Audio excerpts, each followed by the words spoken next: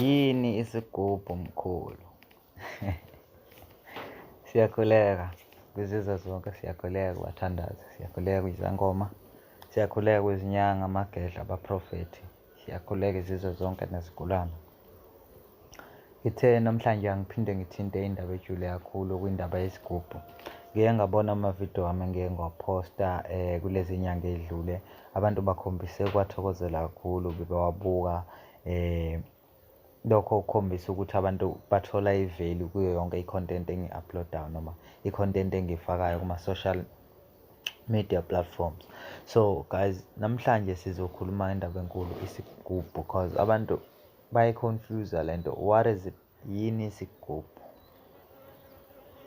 Sizoyithi qaphu noma sizoyikhela phezulu ukuthi isigubhu siyini, sisebenza kanjani, kumbe yini umsebenzi wesigubhu. Ilokho sizokuchaza namhlanje. So uma ngabe ufisa ukwazi, please yenza sure ukuthi uyahlala kuze kufike ekugcineni kwale video, so that uzothola yonke imininingwane ezizoyithula namhlanje ngesigubhu. Ungakhohlwa ukusubscribe, ulike ilokhuzane, uphinde ushare amavidiyo wethu kwamakho owasebenzisayo. Okay, asiqale la. Isigubhu siyi-container. Isigubhu isitsha sokufaka umuthi. Into esisuke sijule ngayo kulesiya sigubhu yini na? Yile nto ephakathi. Ngoba omunye umuntu uzofica esigodleni sami kukhona izigubhu, amakhalabashi amaningi noma amagona noma amaswela amaningi, bese ecabanga ukuthi la makhalabashi noma la maswela wonke adonsa umcebo, wonke enza imali, abulala abantu and stuff, which is wrong bafowethu. That is definitely wrong. Ikhalabashi, iswela, it's a container efaka umuthi. Into esuke isiqala ukuba inkinga yile nto ephakathi. Okay, ngingagaya umbhemiso ngufake esigubhini ngiwubeke so that uzohlezi unamandla, ungapheli amandla. Hhayi ukuthi senginesigubhu esibulala abantu and stuff. Ngenza umzekelo njalo. Siphinde sizoba nesigubhu whereby sesihlanganise amakhubalo. La makhubalo sifuna ukuthi alaste isikhathi eside. Ukulasta kwawo kodwa ebe ephila. Sesiyaqala invoke ama-spirit athile. Ngoba ikhalabashi, guys, the reason why isebenzisa ikhalabashi noma iswela noma igona, it's because li-organic. Iswela li-organic, i-container e-organic, akufani namabhodlela nezibhakubhaku and stuff, but i-organic ilokhuzana ikhalabashi because iyakwazi uku-absorb-a ama-fats noma amafutha la esuke siwafake phakathi esigubhini. Lokho kusenza sikholele ukuthi leyo spirit noma leyo moya esiyifake phakathi kuleso sigubhu iyafida through ikhalabashi. So guys, ungezwa umuntu ethi isigubhu kwasha kwacima. First we must understand ukuthi lesi sigubhu sifakweni phakathi. Yabo. Isigubhu siyazenza zihlukene kaningi, zishiyana ngokwama-level. For instance, i-pizza e-plain ine-price yayo, i-pizza straight nayo isayi-pizza futhi. And mangabe sowuthola i-pizza ene-extra cheese, lokho akuyishintshi i-pizza, kusayiyona i-pizza. It's just that isinezinto ezi-extra okuzoyenza ukuthi ibize, okuzoyenza futhi ukuthi ibe nezakhamzimba ezi-extra emzimbeni wakho, meaning ayisafani naleya yokuqala ebeyi-plain. So isigubhu into ethi ayibe njalo. Kudiphenda ekuthenini ngifakeni la phakathi. If ngifake imithi yokuthi ucebe uphile uye phambili, le mithi izokwenza exactly lento esiyifunayo because siyayivusa. When siyivusa, we are creating a spirit mhlambe, or we are invoking a spirit esithile so that sizosebenza through le khalabashi. Ikhalabashi ayisebenzi iyodwa, isebenze ngendlela yokuthi sikwazi ukuperforma ama-task ofanele enziwa wena. Ikhalabashi iyakulekelela as an extension kwimpilo yakho. Ziningi-ke izigubhu zehlukene kaningi sizochaza ngazo sijule, kodwa hayi namhlanje bekuchaza ukuthi ikhalabashi yini. So abantu abasuse le mentality yokuthi isigubhu siyabulala, isigubhu kwasha kwacima. Yes, there are incidents la ekuthiwa khona isigubhu siyabulala and stuff, kodwa lokho suke sekujule kakhulu, kudiphenda ekuthenini isigubhu phakathi sifakwe ini, sanikwa yiphi imiyalelo.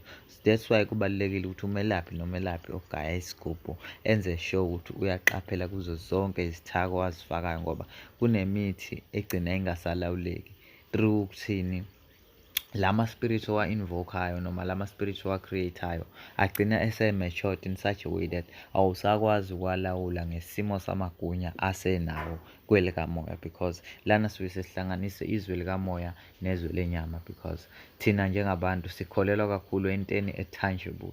So isigubhu becomes something tangible la kuwena emhlabeni, so that uzokwazi uku-communicate with the unseen noma ukwazi uku-communicate with the spirit world. Yeah, understand?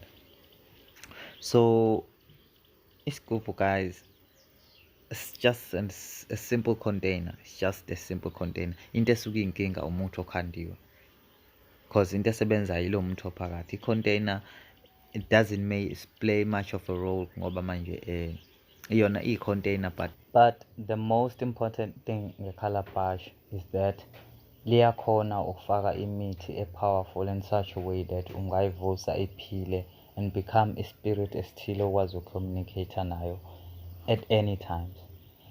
Ukusebenza kwesigubhu, I can say it is limited, ngoba nina la we are bridging i-physical world ne-spiritual world. So kunama-principles, kunemithetho esebenzayo ethile when it comes to i-spirit world engafani nalesi isebenza on our physical world.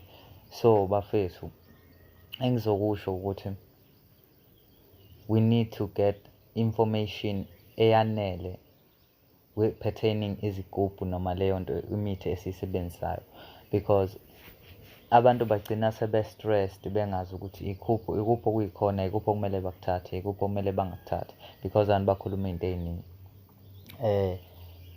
Ngizobeka nje, ngizothini, I won't say ngiyani-advise, but okumbono nje wami, if uzofuna isigubhu, you don't just rush for isigubhu first. Into ofuna ukuthi uyithole kuqala kulowo melaphi, thola ukuthi usebenza kanjani, because singabelaphi sisebenza ngendlela eziningi, indlela ezehlukene kakhulu, yabo. Abanye abalaphi, they use ama-spirits which are very bad for your spirituality noma which are very bad for impilo yakho kamoya. Kuzoba khona amakhubalo which are very strong noma amakhubalo ongeke ukwazi ukwalawula because of ilokhuzane, imithetho ekhona on a spiritual realm. So guys, ngiyacela, if uzothatha isigubhu, first you have to analyze izithako ezisetshenziswa kuleso sigubhu. Une-right yokubuza ukuthi yini nani engaba ingozi efakiwe kule sigubhu. Siyazi-ke abelaphi, most of them, they won't tell you iqiniso ukuthi kufakweni la phakathi, ngoba uzoba ngathi usenikezela umsebenzi wakhe away ukuthi iziphi izimfihlo azifakela. But ngakuyenzela imizekelo so that uzoba ne-idea noma uzoba ne-picture clear on what are you dealing with, ngoba la uma ngunika isigubhu mina, uzosithatha isigubhu wena and treat it as a random isigubhu noma njengesigubhu esijwayelekile. Izigubhu azifani, zinemithetho engafani. Kunesigubhu esigayayo for ukuhlanganisa umndeni, for example. Ukhona umuthi onjalo ukwazi ukuhlanganisa umndeni ube yimbumba. Uyakwazi ukugaya isigubhu for ukuhlanganisa isithembu. Uyakwazi ukugaya isigubhu for ukuphumelela, ukuphakamisa ibhizinisi lakho. Uyakwazi ukugaya isigubhu for ukuvikela umndeni wakho noma ukuzivikela wena. Uyakwazi ukugaya isigubhu ozosithuma silande izimpahla ezitshontshiwe, kungaba izimpahla ezilahlekile. Lento iziperforma lama-task owanike wona depending on imithi efakwe phakathi, because sometimes omunye umuntu uyakunika isigubhu akutshela lesi sigubhu senze 1 no 2 bese ngabe sakutshela ukuthi lesi sigubhu ezisikhula sigcina sesinamandla in such a way that sesinemithetho yaso sesiyazenzela, which is very risky for umuntu ofuna ukuya phambili nempilo osaba uJehova, because lento isibuyisela back to kumnini amandla wonke noma kusomandla, because asizukugcina ngokuphila la emhlabeni, but we need to bear in mind ukuthi siphila la emhlabeni silwela nempilo yokuya kwelizayo. So izigubhu zakhiwa ngezindlela eziningi, ngezindlela ezahlukene.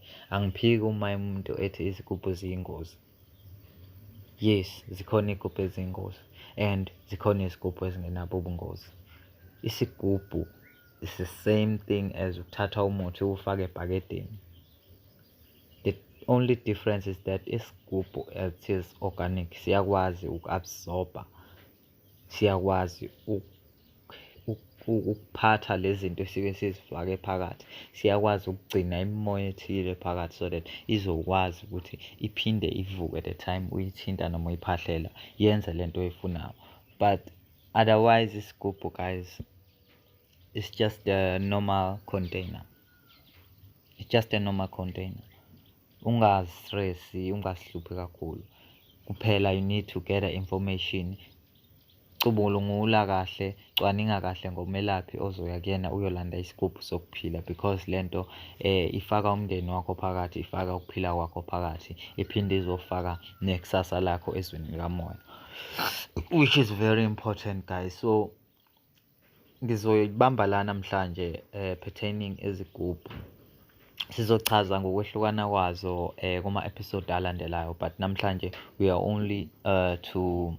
only going to break down lokhu okubalulekile, izinto abantu ezibadidayo ngesigubhu. But isigubhu guys, it's just the same as yonke imithi ongayicabanga. The only difference ukuthi i-task ezoperformwa yileso sigubhu iyiphi, noma ama-reward aleso sigubhu, because kunama-rewards ozowathola wena uma unesigubhu. Ama-rewards awahambi wodwa, we have to know ukuthi ahamba nama-sacrifices. It might be sacrifice energy yakho, it might be you are offering something edliwayo, or you might be offering imali, you might be offering blood. Abanye they offer blood, because ngishilo ngathi izigubhu ziyahlukana ngokwegaba. They offer abanye uju, which is honey, depending on what you are dealing with, because la kunama-spirits amaningi ahlukene. Siphila la emhlabeni, siphila phansi kwezwe lemimoya eminingi. Ningakhohlwa, siyanithanda, nisubscribe, ni-share amavidiyo. Sonibona kukuzayo.